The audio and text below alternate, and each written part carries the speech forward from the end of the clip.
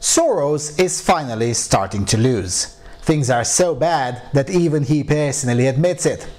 And he has good reasons to be afraid too, as even millennials are slowly getting away from the left, and more minorities are also figuring it out that leftism is inherently not in their best interest. In other news, 3D printed weapons have just gotten a nice boost, while affirmative action has gotten a well-deserved kick in the teeth. These are our stories on the Good News video.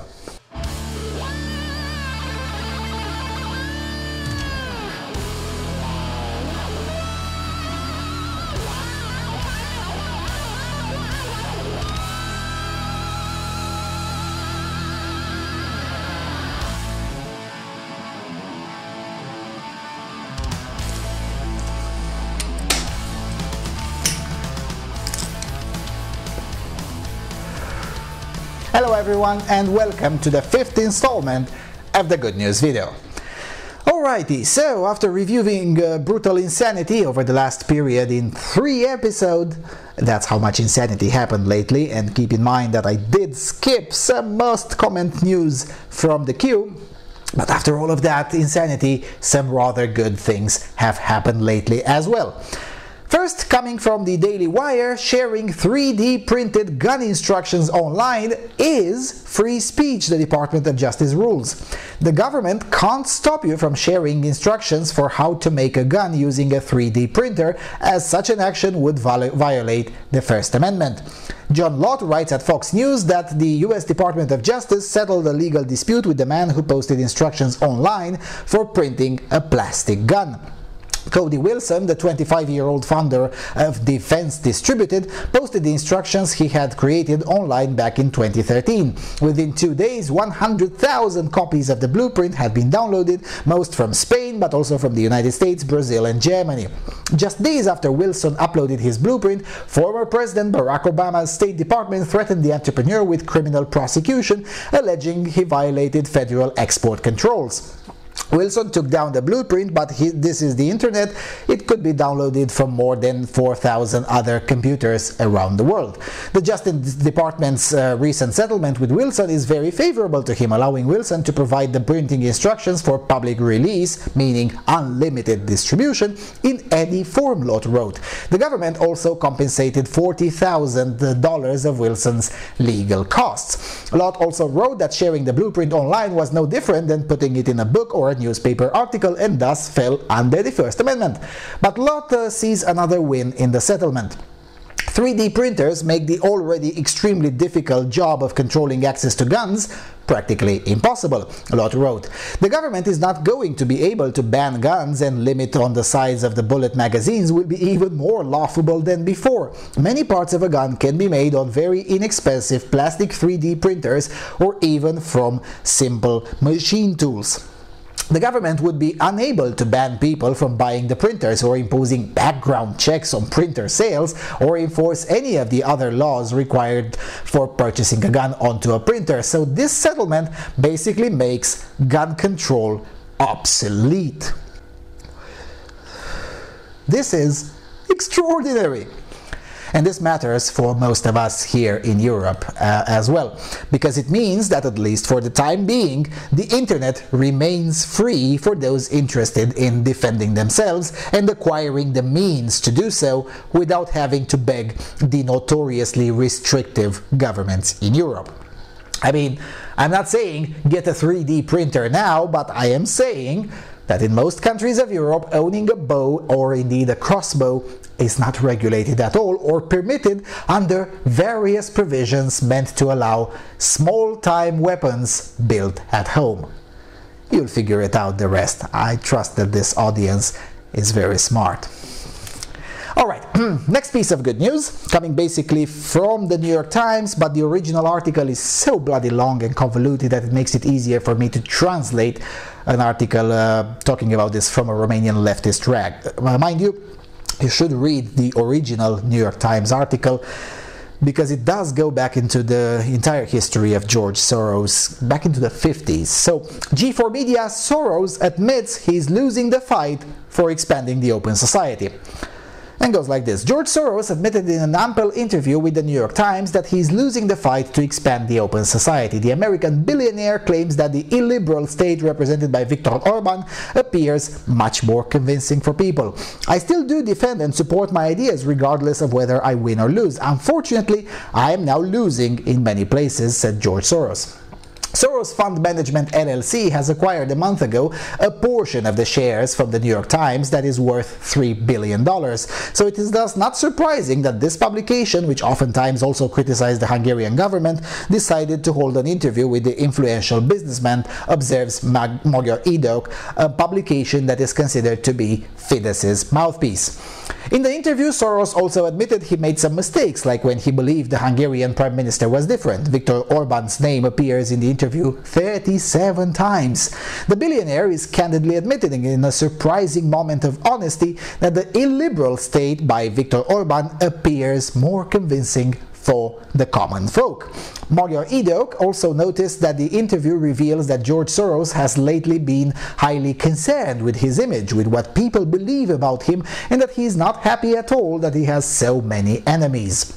Answering to a question, Soros said he cannot go into Hungary because that would be harmful for himself after Orban has successfully launched a campaign against him.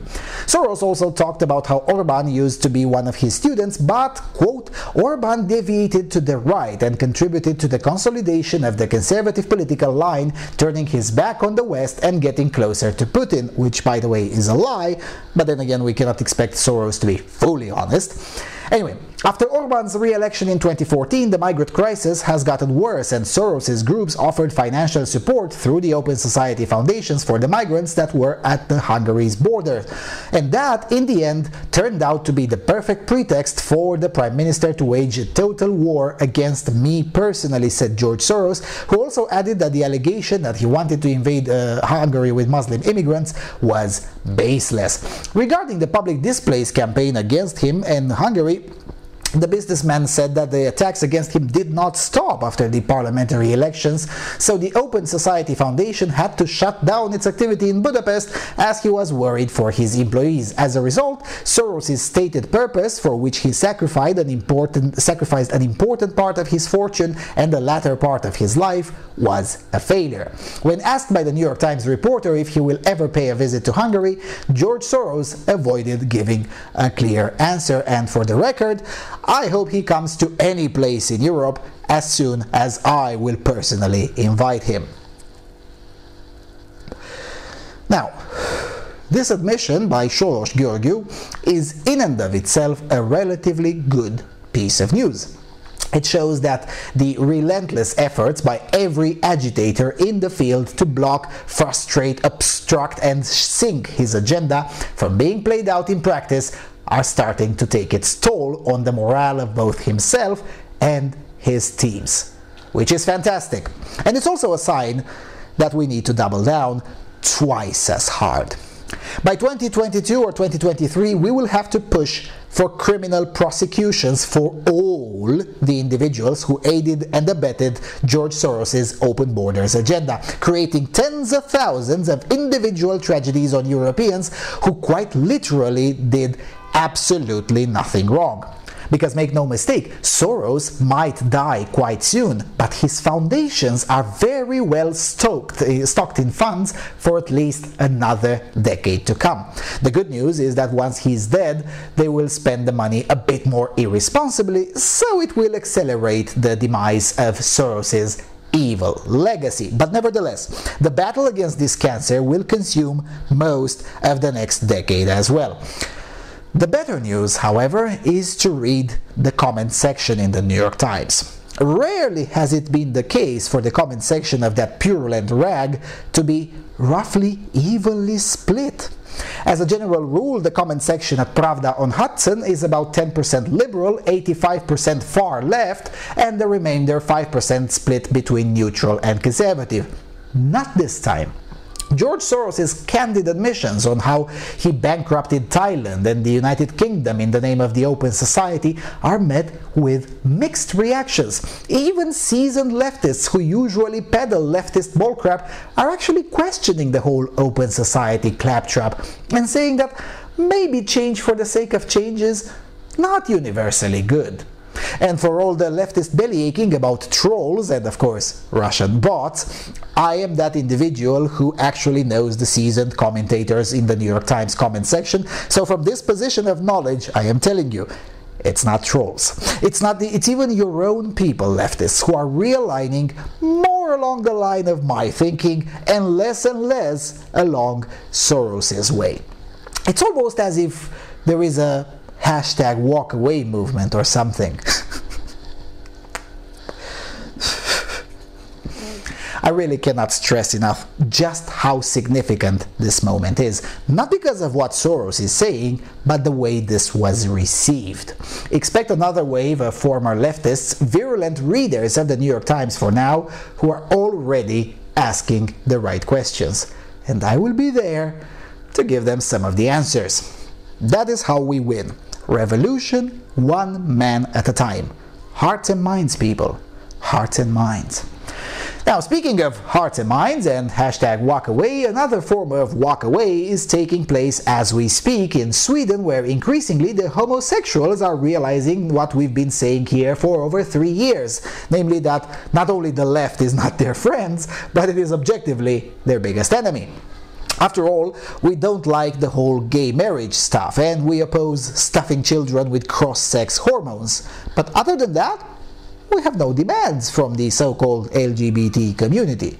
Well, as it turns out, many non-straights in Sweden are also realizing this and compares our ideas with the left's ideas, which include anti-racism, which means institutional bashing of white people, including white gay men and white lesbians, and the importation of foreign people who believe gays should be thrown off rooftops. The turning point appears to be the decision of Stockholm Pride, you know, the same event which tried to terminate the career of a Swedish military man over his disagreement with the parade. Those same organizers decided this time to include a gradation of faggotry. Of course, they didn't call it that way, but basically it said, you're not allowed at our party unless you're on the very, very far left. This has been brewing for a while in Sweden, as last month the Communist Party harassed non-leftists at another gay pride event in Sundbyberg. But the Stockholm Pride is considered the pinnacle of the annual pride events in Sweden. So important is this event in Swedish faggotry that it is also funded by the taxpayers, even though nobody knows whether the majority of the taxpayers agree with this or not. Well, it turns out that some taxpayers, even gay taxpayers, are walking away. Dagens Samhälle publishes an article that 6 years ago would have been entirely unimaginable to even be written in the first place, let alone be published in such a source. I'm gay and pride is no longer for me, says the title. I won't read you the whole piece, but there are a few strong points in it. It goes like this. I don't like identity politics. It reduces me as a human being, and now it has won and taken over the pride. I will never stop working for homosexual rights, but in 2018 I will stop attending pride, writes Maria Höllerman. When the news came out about Stockholm Pride's decision not to allow Medborgerlig Samling or the Citizens Coalition, a liberal conservative party, to participate as an exhibitor in Pride Park, I made a decision. It has grown enough. For the first time since 1992, I will not participate in Pride. Not because I like MED very much or are particularly familiar with their policies, but for the reasons stated for the sake of dialogue. I wanted to throw every rainbow-colored stuff in my home because the rainbow flag no longer represents me. Pride is not for me anymore. I've been openly gay since I was 19, at every school, university and workplace, with new neighbors and acquaintances, with parents in preschool and school, of course, recently as a patient in medical care, and with an innumerable number of travel service drivers. Not once did I deny my wife or try to hide it. And anyway, here the author is reciting her long-standing gay credentials. We can skip that. Going further, and no, I do not defend the lack of good tone and the lack of respect for opponents of people like the provocateur Bard show on social media. But in the name of honesty, I can't defend those who respond and immediately draw parallels with Nazism, because those aren't much better either. One of the reasons why MED was not allowed a place in Pride Park was that one of the party's parliamentary candidates questioned the term LGBTQ person. Well, I do too. I am not an LGBTQ person. I'm just gay. Just like transsexuals who need to correct their gender, transgender women or men are irrespective of sexual orientation. That does not mean that I'm in any way a transphobe, but on the other hand, I question the queer ideology. I do not believe that gender is a social construct. Stereotypes and sex roles may be, but not gender. But to be part of Stockholm Pride's 2018, it is a requirement to, quote, engage in LGBTQ issues and not only in LG&B, close quote. That's the answer. A commitment to all letters. Engagement is not enough. I do not like identity politics. It reduces me as a human being. And now it has won and taken over the Pride. One of the largest and oldest organizations involved in Pride has now written in the principal program to work to counteract homonormative performances. And it passed. To counter homonormative performances? As a liberal, I ended up walking in Malmö Pride after the pink-black bloc in 2015 was so threatening and so scary that got my daughter standing beside me to cry. No ban on the involvement of violence groups in the parade has been announced by the board despite requests. Now the board of directors of Stockholm Pride announces that the Rosa Black's counterpart in Stockholm, namely the Revolutionary Pride and Queers Against Fascism, meets the requirement for participation in the parade. I will never stop working for gay rights, but in 2018 I will stop attending Pride, close quote.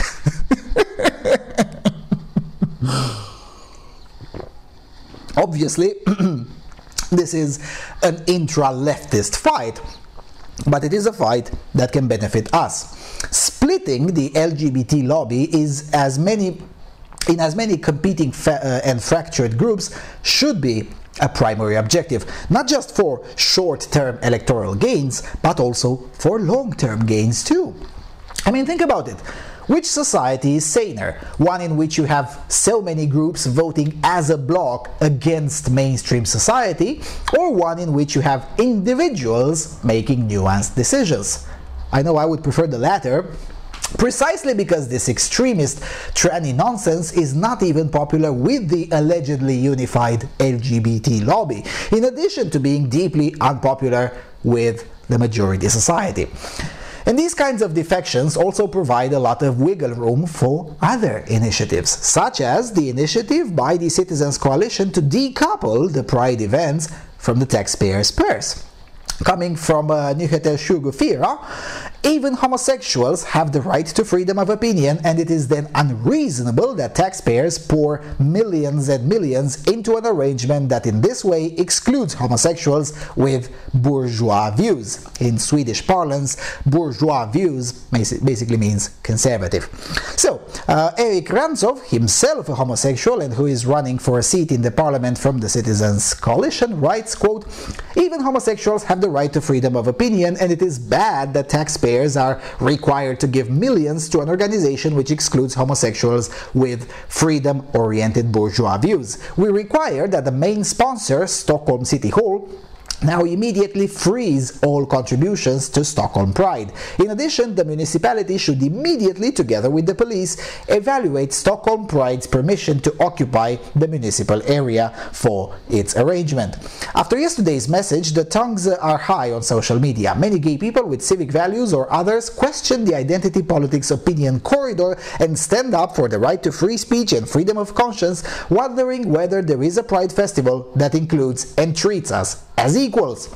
The decision to exclude the Citizens Coalition because of the wrong values is one that we take as a personal attack on our rights, irrespective of sexual orientation, to express whatever political opinions we want. A sexual orientation is not a political position, and on like that he goes. Now, will this be of immediate relevance? No. But it did create enough waves to make it at least several tens of thousands of otherwise apathetic Swedes to start thinking, now hold on a second, why is this censorship allowed to happen? What's wrong with being a homo and believing in capitalism and freedom of association? And that is how you gain more hearts and minds. Because the left may complain as much as it wants, and believe me, they do, although privately for now, they do complain that we're using the fact that Islamists don't tend to be so fond of the homos, but the fact of the matter remains. Conservative policies, at their extreme version, just take out gay marriage and abolish all the pronoun-related bullshit. That's it. Otherwise, life, liberty, and pursuit of happiness is just as protected if you're a homo, and just as protected when you're not, under extreme conservative arrangements. Leftist policies, on the other hand, even in their moderate form, import tens of thousands of people who believe homos should be killed. It doesn't take a genius to figure out which policy is better. French gays, for instance, figured this one almost a decade ago. The more of them figure this one out, the better. Now understand, this is a long-term game to slowly chip away at the leftist coalition, because once you take away their minorities from the plantation, they basically got nothing.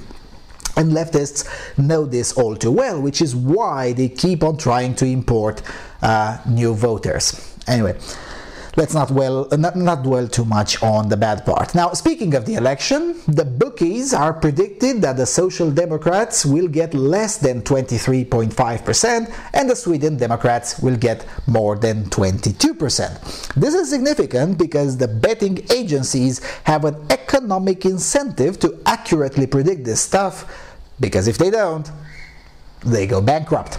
So on this front, there are good news. Not best, not thrilling, not yet anyway, but solid good news nonetheless.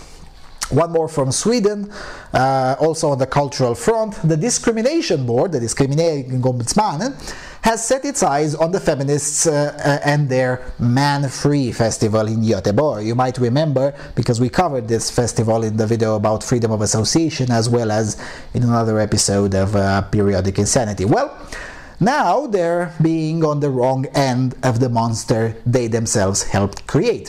Significant in this case, because I will not read the article, is that the Discrimination Board is seriously asking them what is a cis man and whether this means the festival would be free from discrimination or not. That moment when you're so far on the left that not even far-leftist institutions understand you anymore. Now, as a passing note, another piece of good news from Scandinavia comes in the form of the recent pile of policies passed by the Danish government, which aims to seriously crack down on the parallel societies created by the Diversity and Progress, which coincidentally tends to be a follower of the religion of peace. I'm sure that's an absolute coincidence. We talked about this with Paul last week, so I won't get into details. But there is a link in the low bar with the leftist tiers from the Guardian's editorial board, which predictably calls Denmark essentially a Nazi state, because apparently trying to reverse the trend of parallel societies is somehow the Nazi thing to do. Anyway, the fact that those policies have gotten to the implementation phase is a good news in and of itself. Slowly, country by country, that model will have to become mainstream. You either adapt to us by force if necessary, or off you go to wherever you came from. Also, steep cuts from welfare would go a long way to keep more from coming in, but I'll take whatever I can for now. In other news, survey finds among white millennial men, 23% moved from Dems to GOP in the last 2 years, titles the Daily Wire.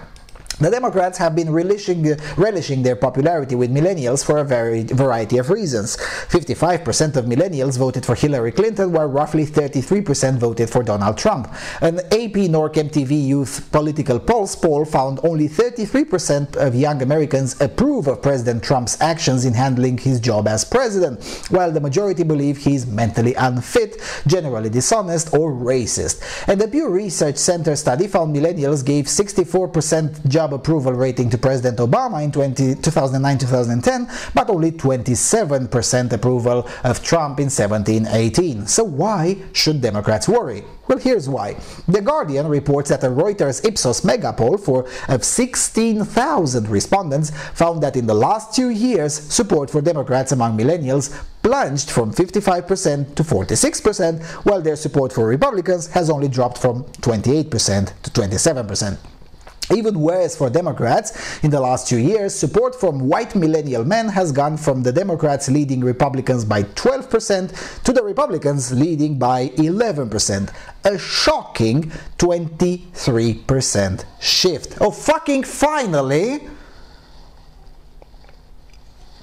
I mean, don't get me wrong, this is great news, but it is still shocking that the gap is not even higher than that among white millennial men. The soy boy, I guess, is really strong in this generation, or so it would seem. But still, it's good to see that the endless shrieking about white male privilege and the overt and blatant anti-white racism manifested institutionally by the Democratic Party is finally having some electoral costs. It had to at some point.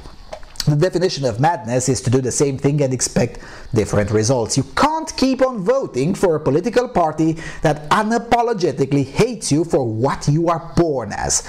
So it's good to see at least some white millennial men turning away from madness. Admittedly, some of this might also be driven by the so-called older millennials who are starting to have jobs, pay taxes, and slowly noticing that, yes, taxation actually is theft. After all, a Republican is a liberal who got robbed, as they say. Anyway, moving on, because there are plenty of good news.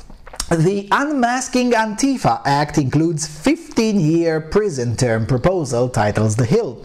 The Unmasking Antifa Act of 2018 legislation introduced in the House carries a potential 15-year prison sentence for those caught engaging in behaviors typically associated with the Antifa movement of allegedly anti-fascist activists. Under the Act, anyone wearing a mask or in disguise who injures, oppresses, threatens, or intimidates any person in the free exercise or enjoyment of any right or privilege will be subject to a fine or up to 15 years in prison. The bill was introduced in the House last month but received renewed attention on Tuesday after alt-right personality Mike Cernovich encouraged his followers to call their representatives and let them know what you think about the legislation.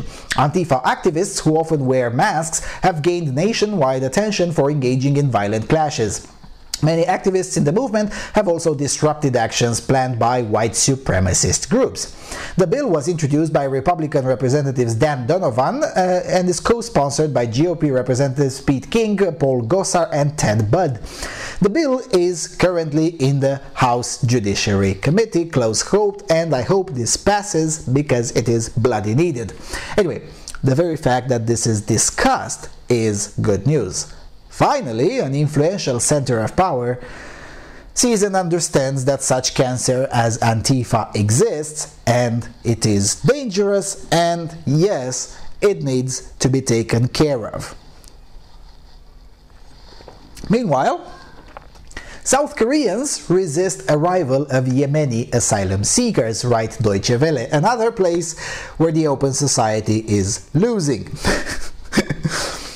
There has been a backlash after 1,000 Yemenis exploited a visa loophole to apply for refugee status. Many South Koreans are concerned that Muslims will fail to integrate into their society, writes the German broadcaster. An influx of nearly 1,000 Yemeni asylum seekers into the South Korean resort island of Jeju has triggered a fierce backlash against immigration rules that many South Koreans perceive to be lax and dangerous to the well-being of their society. The concern has grown suddenly with 950 foreign nationals, the majority fleeing conflict-racked Yemen, applying at the Jeju Immigration Office for legal refugee status after arriving as tourists. In the whole of last year, only 312 people applied for refugee status on Jeju, and local people fear their island is being targeted as an easy way into the East Asian nation. It has become really bad in recent weeks, and it's all about because Jeju introduced a program that enabled people from 186 countries to come here without a tourist visa, said Hank Kim, owner of the Core Travel Agency. It is meant to promote tourism, but these people have realized that it gives them an easy way into the country, he told to Deutsche Welle. And local people here are worried, Kim added. We have all read about the problems that immigrants have caused in Europe, in Germany and France in particular, and we do not want that to happen here. And we're also worried about their religion, he admitted. We have had no contact with Muslim people before, but we know that they all have big families and they bring their own culture instead of trying to adapt to the place where they live. So people here think that they should have gone as refugees to other Muslim countries. Feelings are running so high across the nation over the Jeju provincial government's refugee-friendly policy that more than 380,000 people have signed a petition on the South Korean presidential Blue House official website against the visa waiver program, while a demonstration is scheduled to take place in central Seoul protesting against the influx of foreign refugees. A post on a blog announcing the demonstration said politicians are reluctant to respond to the clear voices of the majority of the people, and the media also supports refugees. It is time to go out into the streets and make our voices heard. Under Jeju's visa-free program, foreign visitors are permitted to stay for up to 1 month, but an application for refugee status permits them to go to court to support their claim, a process that will take years, critics say.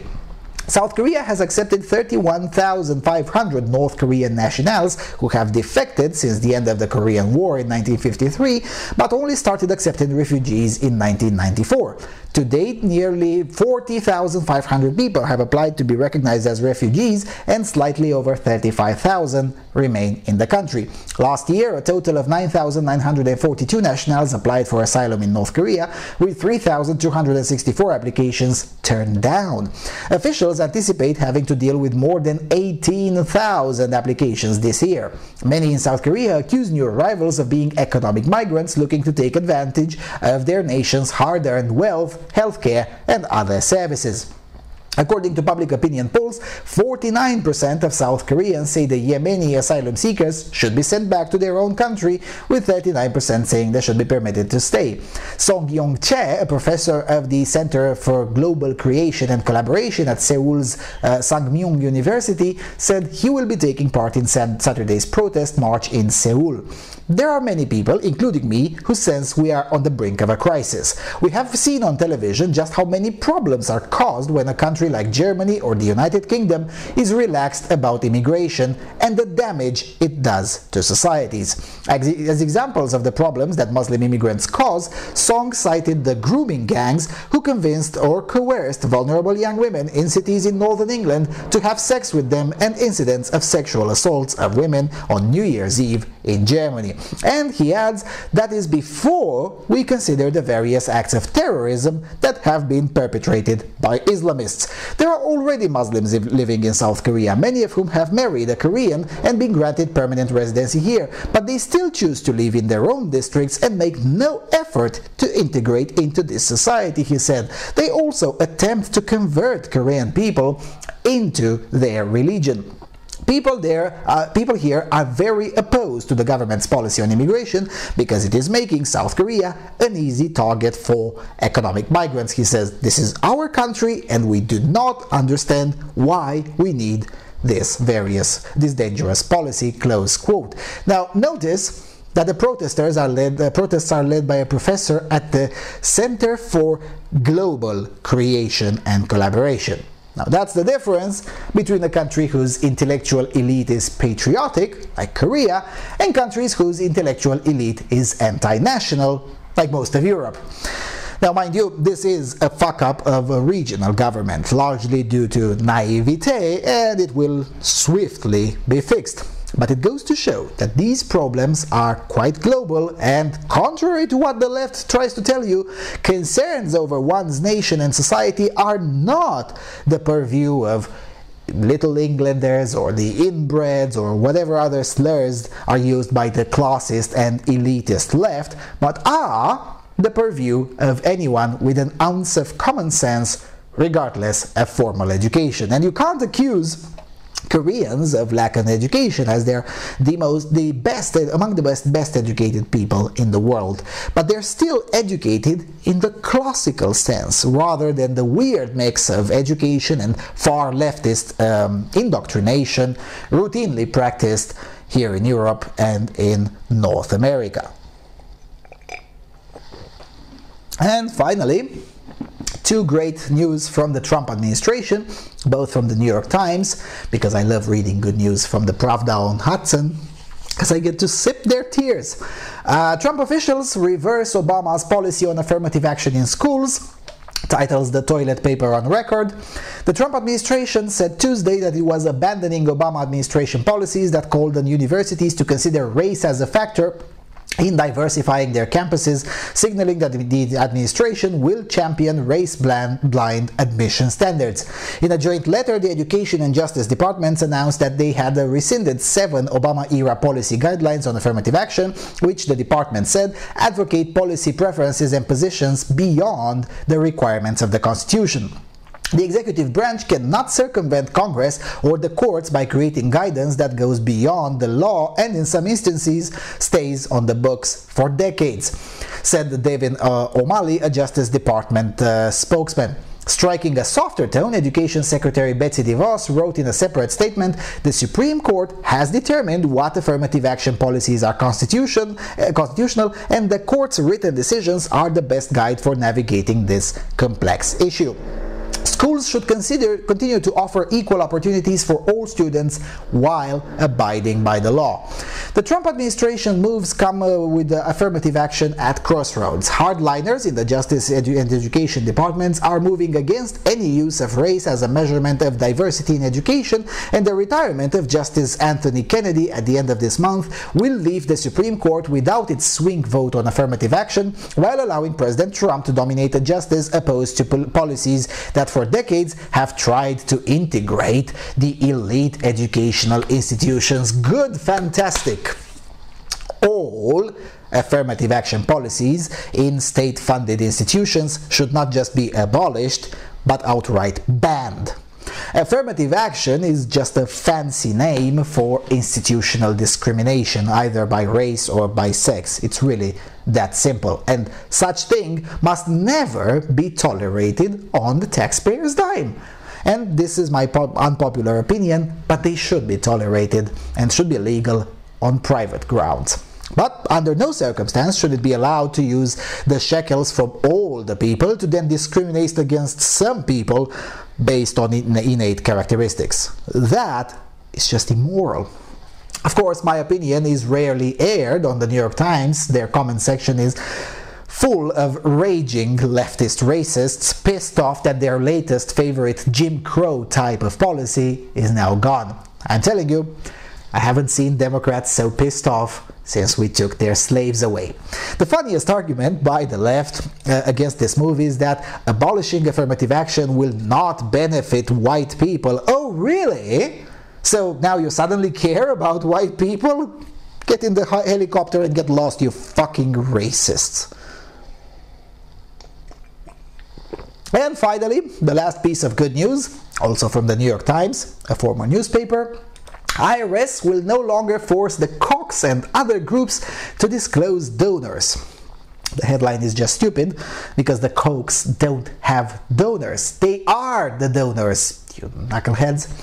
Anyway, the Trump administration will end the long-standing requirement that certain non-profit organizations disclose the names of large donors to the Internal Revenue Service, a move that will allow some political groups to shield their sources of funding from government scrutiny.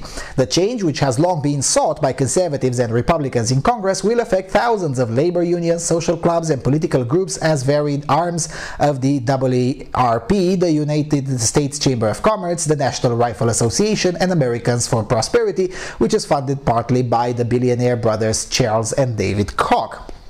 Treasury officials said the reporting change, which affects contributors known as dark money because their source is hidden, would protect privacy and reduce compliance costs for non-profit organizations. The IRS could still request donor information from groups in the rare event that it was needed for tax scrutiny. But critics denounced the measure, saying it would encourage political donations from both domestic and foreign contributors who want to skirt the law or keep their influence secret.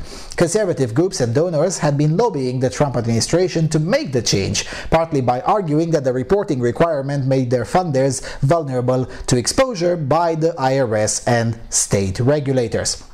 Transparency is meant for the government, not for private individuals, said Philip Ellender, the head lobbyist for Koch Industries, the international conglomerate owned by the Koch brothers. Koch Industries began lobbying the White House on the issue after President Trump's election, according to lobbying filings. Additionally, Americans for Prosperity and other 501c4 organizations in the Koch brothers network of advocacy groups were among dozens of such nonprofit groups to sign on a letter sent in May to Mr. Trump and Mr. Mnuchin, declaring a policy change an issue of utmost importance. The letter accused the IRS of targeting of non-profit organizations on the basis of ideology. Officials with the Treasury Department largely echoed that reasoning, explaining that the move was driven in part by the IRS's inappropriate targeting of political groups during the administrations of both President George W. Bush and Barack Obama. The IRS Inspector General found that both conservative and progressive groups were targeted and that IRS officials inappropriately sought information on donors to Tea Party groups